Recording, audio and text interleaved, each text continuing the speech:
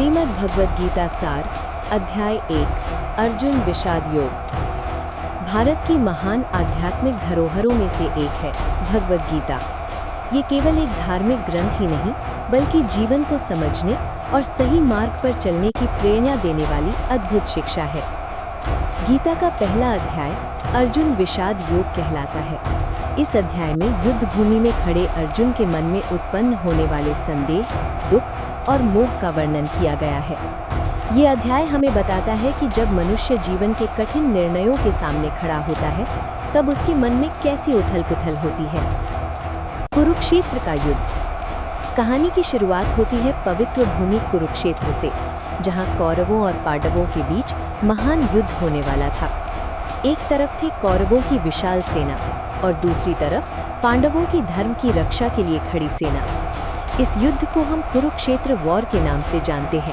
ये युद्ध केवल सत्ता के लिए नहीं बल्कि धर्म और अधर्म के बीच संघर्ष का प्रतीक था। धृतराष्ट्र की चिंता। अंधे राजा धृतराष्ट्र अपने महल में बैठे थे। वो युद्ध भूमि को देख नहीं सकते थे, इसलिए उन्होंने अपने सारथी और मंत्री संजय से पूछा, हे संजय, कुरुक्षेत्र की भूमि में एकत्रित होकर मेरे पुत्रों और पांडु के पुत्रों ने क्या किया? संजय दिव्य दृष्टि से युद्ध भूमि का दृश्य देख रहे थे और वही दृश्य धृतराष्ट्र को सुना रहे थे। दुर्योधन की चिंता। संजय बताते हैं कि कौरवों का राजा दुर्योधन पांडवों की सेना को देखकर चिंतित हो गया। वो अपने गुरु द्रोणाचार्य के पास गया और बोला, गुरुदेव, देखिए पांडवों की विशाल सेना, जिसे आप ही के शिष्य धृष्टद्युम्न ने व्यवस्थित किया है।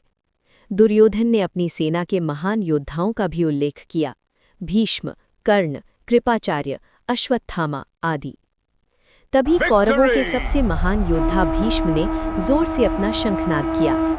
उस शंख की आवाज इतनी शक्तिशाली थी कि पूरी युद्ध भूमि गूंज उठी। इसके बाद दोनों सेनाओं में शंख, नगाड़े और रणभेरी बजने लगी। ये संकेत था कि अब युद्ध आरंभ होने वाला है। कृष्ण और अर्जुन। पांडवों की सेना में महान धनुर्धर अर्जुन अपने रथ पर खड़े थे। उनके सारथी थे स्वयं भगवान कृष्ण। अर्जुन ने कृष्ण से कहा, हे माधव, मेरा रथ दोनों सेनाओं के बीच ले चलिए ताकि मैं देख सकूं कि मुझे किन किन योद्धाओं से युद्ध करना है। कृष्ण ने अर्जुन का रथ युद्ध भूमि के बीच में ले जाकर खड़ा कर दिया। अर्जुन का विषाद। जब अर्जुन ने अपने सामने खड़े लोगों को देखा तो उनका हृदय दुख से भर गया। उन्होंने देखा कि सामने उनके अपने ही रिश्तेदार, गुरु, मित्र और परिजन खड़े हैं। वहां भीष्म, द्रोण, चाचा, भाई, मित्र सब युद्ध के लिए तैयार थे।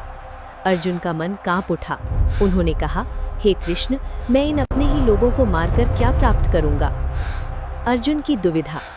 अर्जुन ने आगे कहा, मुझे न विजय चाहिए, न राज्य और न सुख। जब मेरे अपने ही लोग इस युद्ध में मारे जाएंगे तो उस राज्य और सुख का क्या अर्थ रह जाएगा?